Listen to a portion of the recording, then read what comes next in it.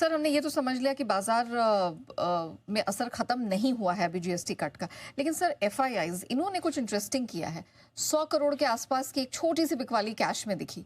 अगर इन्होंने नहीं बेचा तो हमारा मार्केट कल गिरा क्यों? किसने बेचा? देखिए 100 करोड़ की बिकवाली, निफ्टी आपका 19 पॉइंट ऊपर बंद हुआ, बैंक निफ्टी 7 पॉइंट ऊपर बंद हुआ, लगभग फ्लैट। तो आंकड़े भी तो फ्लैट है, 100 करोड़ ना खरीदा ना बेचा देखा जाए तो करेक्ट, बिल्कुल वैसे ही जैसे फ्लैट क्लोजिंग थी वैसे ही डेटा है। कुछ बदला, कैश की बिकवाली छोटी हाँ, लेकिन इंडेक्स स्टॉक फ्यूचर्स मिलाकर देखेंगे तो करीबन 3000 करोड़ की बिकवाली और जोड़ दिए, 3200-3185 करोड़ की खरीदारी। घरेलू फंड की खरीदारी भी ठीक है, बहुत बड़ी नहीं, ऐसा नहीं कि उन्होंने भी जीएसटी का मूड माहौल देख के कूद के खरीदा हो।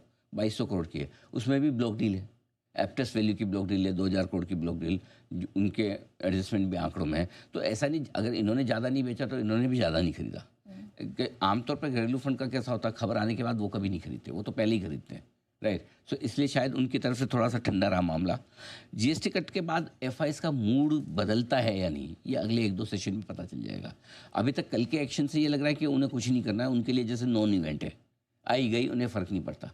न वो अपनी इंडेक्स फ्यूचर्स में शॉर्ट काटने के इंटरेस्टेड है, न कोई बड़ा खरीदने के, हाँ बड़ा बेचने के मूड में नहीं दिखे, बस इतना सा आप कह सकते हैं। सो 3 प्रोसेस है, एक एफआईआईज बेचते हैं, दूसरा बेचना रोकते हैं, और तीसरा शॉर्ट कवर करके खरीदारी करते हैं।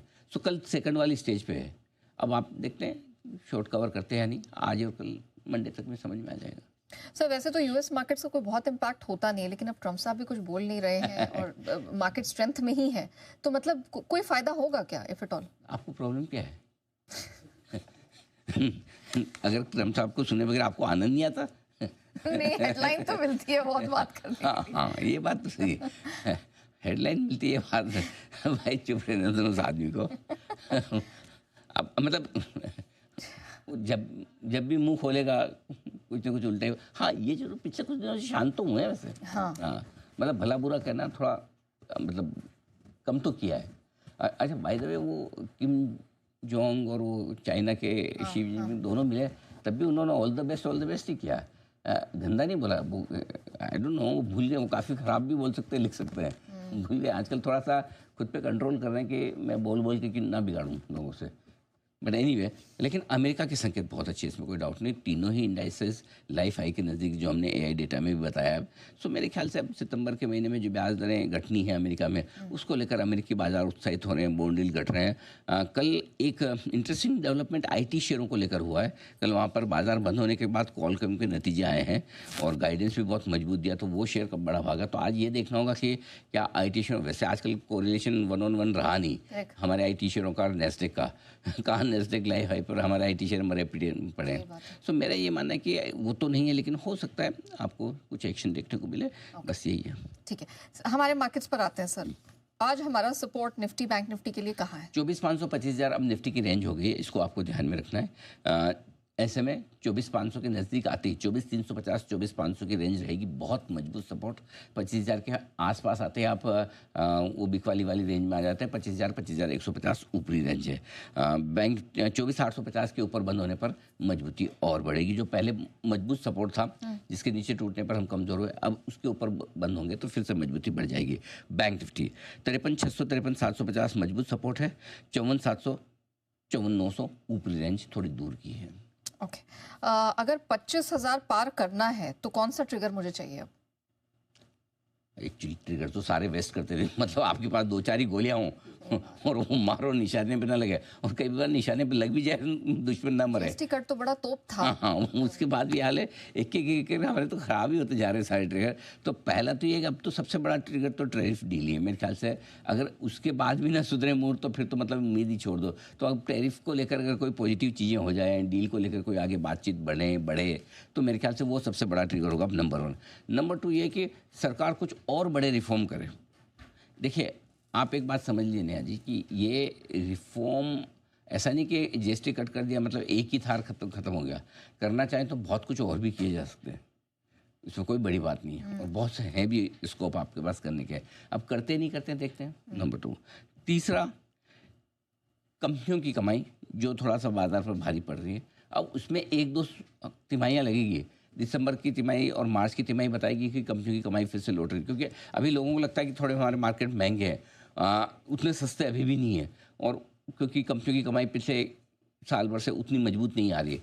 सो ये अगर दिसंबर क्वार्टर के नतीजे अगर अच्छे आ गए तो फिर ये ना मार्केट चल पड़ेगा। और आखिरी तो वही है कि एफआईज का एक्शन है, डे टू डे बेसिस पे तो वही है। तो इंस्टेंटली डे टू डे देखना है तो एफआईज बेचना बंद करे, शॉर्ट काटे, थोड़ा खरीदे तो चलेगा। एक दो क्वार्टर के लिहाज से देखना है तो एक दो तिमाही के नतीजे, इन बिटवीन आपको देखना है तो सरकार के रिफॉर्म्स और फाइनली ट्रेड डील। 4 ट्रिगर हैं जो 25,000 के, अगर ये चारों के चार आप टिक कर दो लाइफ हाई भी बना लेंगे। चारों के 4 ट्रिगर हो जाए अगर मिल जाए तो 26,300 भी दिखेगा। चारों अगले 1 महीने में, 2 महीने में, 3 महीने में, अगर 3 महीने में आपको कंपनियों की कमाई आती हुई दिख जाए, जीएसटी की वजह से कंजम्पशन जोर से बढ़ जाए, रिवेंज बाइंग, टैरिफ पर बात बन जाए, एफआईज बेचना रोक दें, कुछ 2-4 रिफॉर्म और हो जाए तो क्यों नहीं हो जाए। बिल्कुल फिर बचा क्या है? Correct, wish list, fingers cross, touchwood. Okay, लेकिन सर आप अक्सर कहते हैं हैवी वेट्स को देखना जरूरी है। अभी आपने एआई डेटा में एचडीएफसी बैंक का जिक्र किया, रिलायंस इंडस्ट्रीज भी एक हैवी वेट है जिस पर आप ध्यान देने की बात करते हैं। हाँ। ये इतना क्यों सुस्त है? एक वो सीरियल नहीं है, सीरियल नहीं, कोई एक रियलिटी शो था ना कि नीना गुप्ता जी का सांस। ना, वो तो आप सास बहू वाले देखते थे, वो नहीं। नहीं, वो कमजोर कड़ी कौन? अच्छा, नहीं आपने नहीं देखा। हाँ, इतना हिट भी नहीं हुआ था। अच्छा, तो उसमें क्या है, वो सारे कुछ लोग होते हैं, उनमें से वो ढूंढा जाता है कि सबसे वीक आदमी कौन है इसमें। अच्छा। जिसकी वजह से पूरे ग्रुप को या फैमिली को नुकसान हो रहा है। हाँ। कमजोर कड़ी कौन? मैं पढ़ता हूँ डिटेल, तब तक आप गूगल करो, आपको बताएं। रिलायंस इंडस्ट्रीज ये बाजार की सबसे कमजोर कड़ी। इतनी अच्छी खबर आई कल, सब कुछ है, उसके बावजूद लीडर आपका बढ़ ही नहीं पा रहा। मुश्किल से हल्के हरे निशान में खुला और पहले मिनट में 1% गिर गया, लुढ़क गया तुरंत ही। और निफ्टी में 8-8.5% का वेटेज है।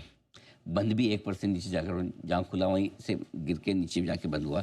अब अगर रिलायंस 1% नीचे बंद हो तो फिर निफ्टी के लिए दिक्कत तो है ही है ना।